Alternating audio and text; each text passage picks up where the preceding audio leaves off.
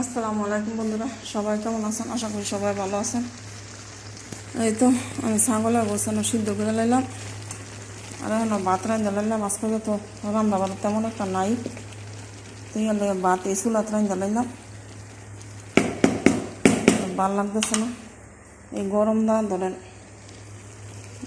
হেন যাইতে আর মজা লাগতেছে না, তো ইয়ার লেগে ভিতরে রান্ধা লাইলাম আজকে।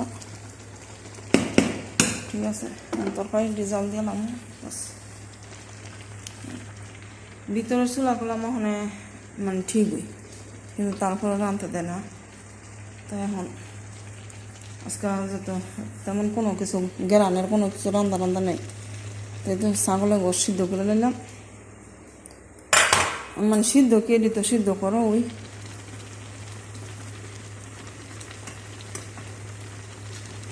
আর এই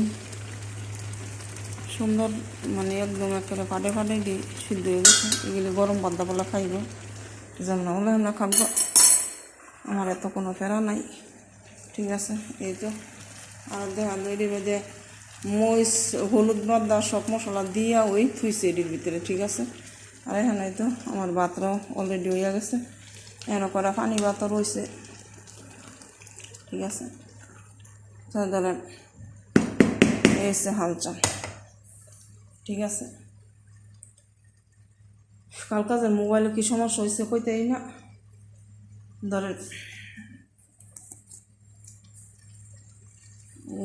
অনেক খালি আমার তরকারিটা জাল দিব, আর চুলাটা মশা দিব, বাস আমার তরকারিটা গরম করবো, আর শেষ। তেলেবেলার কোনো কিছু নাই, তো ইয়ার লেগে চিন্তা করলাম যে তাহলে এই রোদ্দার বাইরে যেতাম না।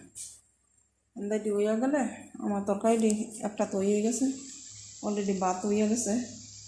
আমার তরকারিটা গরম করে চুলা দিয়ে মশা দিয়ে কাপড় চাপড় আয়রন করে নিতে পারো। ঠিক আছে, তো কাপড় চাপড় আয়রন করে শান্তি।